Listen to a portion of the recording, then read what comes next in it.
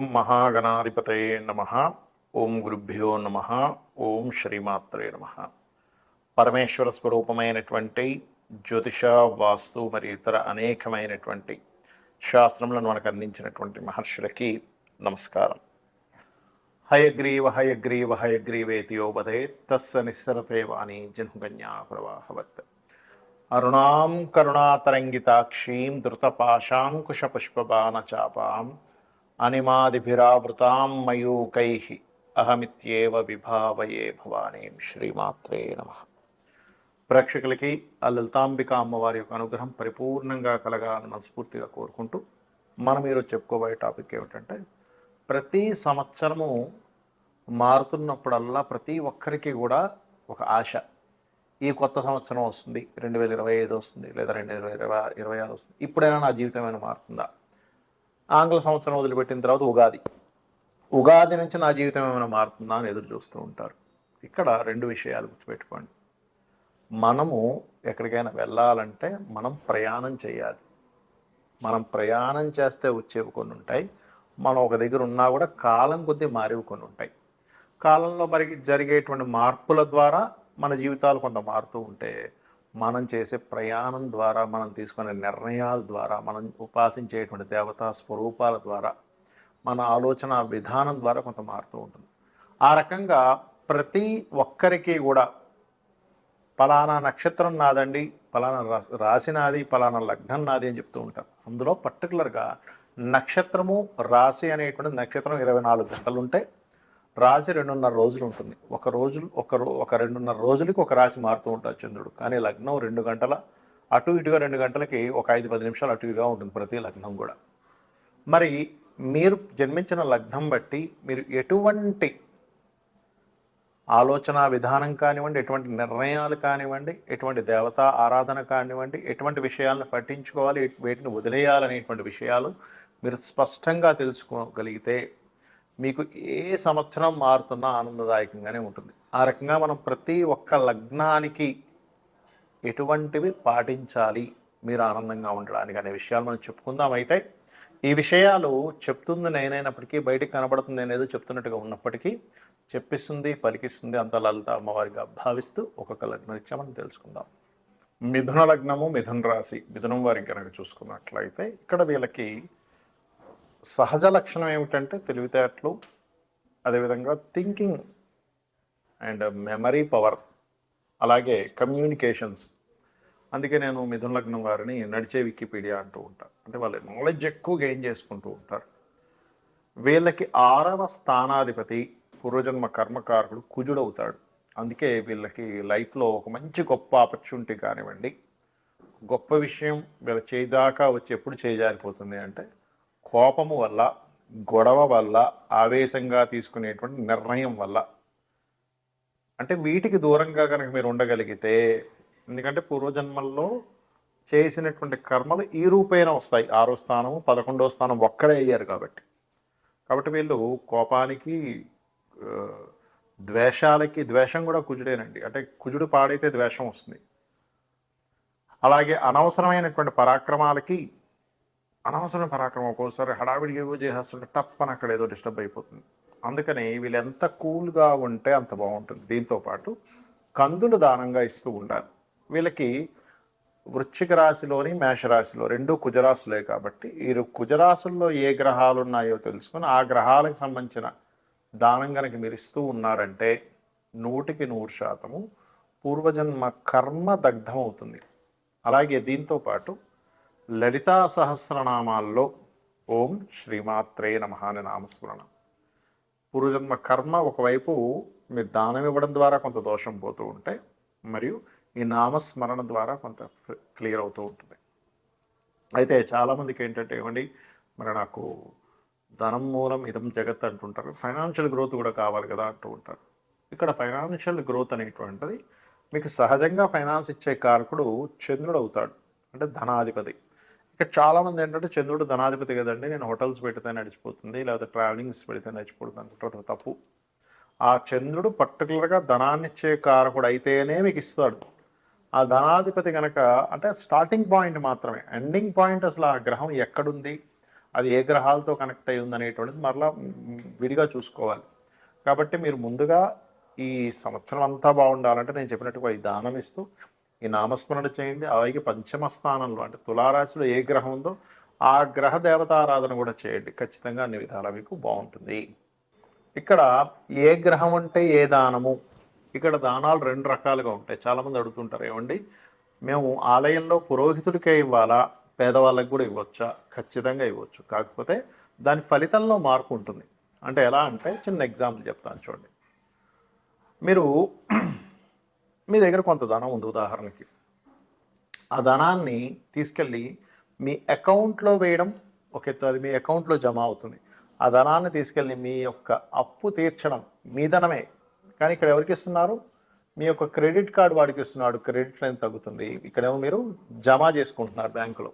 ఇదే ధనం మీరు ఇద్దరికి ఇచ్చినప్పుడు ఎలా అయితే తేడా ఉంటుందో, పేదవాళ్ళకి ఇచ్చినప్పుడు ఇచ్చేటువంటి ఫలితం పరమేశ్వరుడు ఒక రకంగా ఇస్తాడు. ఈ పురోహితుడికి ఇచ్చినటువంటిది ఏదైతే ఉంటుందో గ్రహరూపేణ దోషం పోవాలని, అప్పుడు మరొక ఫలితం వస్తుంది మనకి. ఇప్పుడు గ్రహదోషం పోవాలి, 6వ స్థానంలో పలానా గ్రహం ఉంది, రగున్నాడు ఉదాహరణకి, అప్పుడు గోధుమలు దానం. పురోహితుడికి ఇస్తున్నారు అనుకోండి, దేనికి ఇస్తున్నాము అంటే మీరు పూర్వజన్మల్లో తెలుసో తెలియకో చేసినటువంటి ఒక కర్మ చేశారు, అది మీకు తెలియదు, అది బ్యాడ్ కర్మ అని కూడా మీకు తెలియదు, ఏదో చేసేసారు. ఆ బ్యాడ్ కర్మ సంబంధించినటువంటిది ఏదైతే ఉందో దాని దోషం ఒక గ్రహ రూపమైన ఒక సాఫ్ట్వేర్ రూపంలో మనకు వచ్చింది. అప్పుడు ఆ గోధుమలు తీసుకెళ్ళి పురోహితుడికి, అది కూడా నిత్య సంధ్యావందనం చేసేవారికే ఇవ్వాలి. ఎందుకంటే వాళ్ళకి మాత్రమే మీరు ఇచ్చినటువంటి దానాన్ని స్వీకరించి మరలా సంధ్యావందనం చేయడం ద్వారా అది అక్కడికి పోతుంది. అలా మీ సంకల్పం చెప్పుకొని, ఇందులో కూడా చాలా వేరియేషన్స్ ఉన్నాయి. చాలామంది ఏమంటుంటారంటే నాకు ఫోన్ చేసి, ఏమండి టెంపుల్కి వెళ్ళాము దానం ఇద్దామని, అక్కడ ఆ మూలను పెట్టేసి వెళ్ళిపోండి అన్నారు, అలా ఇస్తే మనకి ఫలితం వస్తుందా అని అడుగుతుంటారు. నేను ఒకటి చెప్తాను, మీరు ఒక బ్యాంకు వెళ్ళారు, మీది ఏదో ఎందులోనో ఒక బ్యాంకులో మీకు అకౌంట్ ఉంది, అక్కడికి వెళ్ళి ఆ బ్యాంకులో ఒక మూలం ధనాన్ని పెట్టేసి వచ్చేసారు. మీరు మీ అకౌంట్లోకి వెళ్తుందా? వెళ్ళదు. ఎందుకు వెళ్ళదు అంటే మీరు ఆ బ్యాంకు వెళ్ళాలి, అక్కడ లైన్లో నిలబడాలి, రిసిప్ట్ రాయాలి, కౌంటర్లో ఇవ్వాలి, వాళ్ళు అందులోపల దాన్ని ఫీడ్ చేసుకొని మీకు ఒక రిసిప్ట్ ఇస్తారు. మళ్ళీ ఎస్ మీ అకౌంట్లోకి 10,000 రూపాయలు వెళ్ళాయి, ఈ 5 రూపాయలు వెళ్ళాయి, ఈ 500 రూపాయలు వెళ్ళాయి, ఓ 1,00,000 రూపాయలు వెళ్ళిందని మీరు వాళ్ళు రాసుకుంటారు. అప్పుడే మీకు అకౌంట్లోకి వస్తుంది, మీకు మెసేజ్ వస్తుంది. అంతేగాని ఏదో మూలను పెట్టేస్తే మీకు రాదు కదా. అలాగే అలా ఎవరైనా చెప్తే దాన్ని అలా చేయకండి, దానివల్ల మీకు ఎటువంటి ఉపయోగం ఉండదు, గుర్తుపెట్టుకోండి. బ్రాహ్మణుడికి దానం తీసుకొని జపం చేయడం ద్వారా ఆయనకు కూడా కొంత ఫలితం వస్తుంది. జపం చేయకపోతే ఆయనకి మంచి ఫలితం రాదు. జపం చేస్తే మీ దగ్గర దానం తీసుకొని ఆయన మరలా గాయత్రి చేసుకున్నందుకు ఆయనకి అమ్మవారి అనుగ్రహం పెరుగుతుంది, మీకు దోషం పోతుంది. కాబట్టి ఈ రకంగా మరి పేదవాళ్ళకి దానం ఇవ్వడం ద్వారా ఎటువంటి ఫలితం వస్తుంది? ఇది పుణ్యాన్ని పెంచుతుంది. అంటే ఇదేంటి, అకౌంట్లో బ్యాలెన్స్ వేయడం లాంటిది. అంటే నెక్స్ట్ జన్మకి మీకు ఒక పుణ్యం పెరుగుతుంది పేదవాడికి ఇచ్చినందుకు. అందుకే కదండి మానవ సేవే మాధవ సేవ అంటూ ఉంటారు. అంటే ఎవరికో పాపం ఆకలితో ఉన్నాడు ఒక వ్యక్తి, తీసుకెళ్ళి భోజనం పెట్టించడం, లేదు ఒక పేదవాడు వాళ్ళ పిల్లలకి స్కూల్ ఫీజులు కట్టలేకపోతున్నాడు, ఇవి 2,000 తీసుకెళ్ళి ఫీజు కట్టేసి అనడం. అంటే నిజంగా అందులో మళ్ళీ అపాత్ర దానం అంటారు. అంటే ఆల్రెడీ బాగా కడుపు నిండున్నవాడికి వాడికి తీసుకెళ్ళి అన్నదానం పెడితే మీకు ఎటువంటి ఫలితం రాదు, గుర్తుపెట్టుకోండి. కాబట్టి అపాత్ర దానం చేయకుండా నిజంగా ఇబ్బంది పడుతున్నారు, పాపం వాళ్ళకి వేరే స్కోప్ లేదు, అటువంటి వారికి ఒక వస్త్రం ఇచ్చాం, అది ఖచ్చితంగా మీకు ఆ పరమాత్మ మీకు వచ్చే జన్మల్లో ఇది పుణ్యంగా మారుతుంది, ఇది గుర్తుపెట్టుకోండి. వీటితో పాటు పితృదేవత ఆరాధన. చాలామంది అంటుంటారు, ఏమండి మాకు లేదండి, మా మా ఇంట్లో సాంప్రదాయం లేకపోవడం ఏంటి, తల్లికి తండ్రికి తాతలకి మీరు పెట్టడానికి. కాబట్టి అలాంటివి ఏమి కదా, అందరికీ ఉంటుంది పితృదేవత ఆరాధన అనేటువంటిది. అది మొట్టమొదటిగా మీరు భావించాలి. అలాగే ఒక్కొక్క గ్రహానికి ఒక్కొక్క దానం అని చెప్పి ఇందాకన్నాను. దానికి పర్టికులర్గా మీకు రవికి అయితే గోధుమలు, ఎరుపు రంగు వస్త్రము లేదా ఆరెంజ్ కలర్ వస్త్రము, చంద్రుడికైతే స్వచ్ఛమైనటువంటి బియ్యం. మీరు ఎప్పుడు ఏ దానం ఇస్తున్నా కానీ అది మీరు తినడానికి ఎంత శుభ్రమైనటువంటిది తెచ్చుకుంటారో అంత శుభ్రమైనటువంటిదే ఇవ్వాలి. ఎందుకంటే మీరు ఇచ్చే పదార్థాన్ని బట్టి ఫలితం ఉంటుంది. కాబట్టి చంద్రుడైతే బియ్యము. కుజగ్రహ సంబంధించిన దోషం ఉంది, కందులు, ఎరుపు రంగు వస్త్రము. బుధగ్రహానికి సంబంధించినటువంటి బలాన్ని పెంచుకుందాం అనుకుంటున్నారు, దోషం తగ్గించుకుందాం అనుకుంటున్నారు, పెసలు దానంగా ఇవ్వాలి. గురుగ్రహానికి శనగలు, పసుపు రంగు వస్త్రము. అదేవిధంగా శుక్రగ్రహానికి బొబ్బర్లు, తెలుపు రంగు వస్త్రము.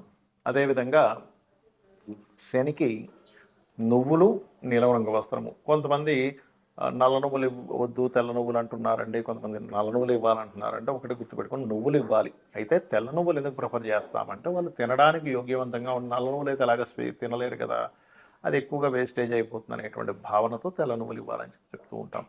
అదేవిధంగా రాహువుకైతే మినుములు, కేతువుకైతే ఉలవలు దానంగా ఇవ్వండి. ఈ దానం ఇచ్చేటప్పుడు కూడా నాకేదో డబ్బులు ఉన్నాయి కాబట్టి ఏదో ఇంకా ఈ కార్యక్రమాన్ని చేయాలి కాబట్టి ఇస్తున్నాం అనే భావనతో ఇచ్చారంటే 1% కూడా మీకు ఫలితం రాదు.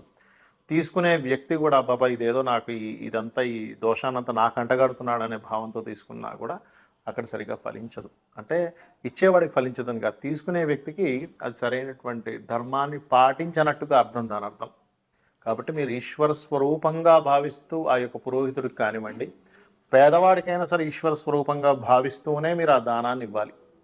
రెండవది, చక్కగా మంత్రం చదివి మీరు ఇస్తున్నప్పుడు తీసుకునే వ్యక్తి కూడా నాకు చాలా గొప్ప పనిని ఆ ఈశ్వరుడు నాకు చూపించాడు, ఆ ఈశ్వరుడు నాకు ఈ పని చేయమని చెప్పాడు అనే భావంతో తీసుకొని చక్కగా గాయత్రి చేసుకోవాలి. మరొక విషయం ఏంటంటే, నిత్యము అంటే ఎటువంటి గ్రహస్థితి ఉన్నా గుర్తుపెట్టుకోండి. మీకు జాతక చక్రం తెలియదండి, నాకు ఏంటో పరిస్థితి అర్థం కావట్లేదు, నాకు ఏ దశ నడుస్తుందో, ఎల్నాడు శని నడుస్తుందో, కేతువో రాహు అర్థం కావట్లేదు అనుకునేవారు ఒకటే చెప్తానండి. నిత్యము ఉదయము సాయంత్రము దీపారాధన చేయండి, పంచోపచార పూజ చేయండి. గంధం, పుష్పం, ధూపం, దీపం, నైవేద్యం.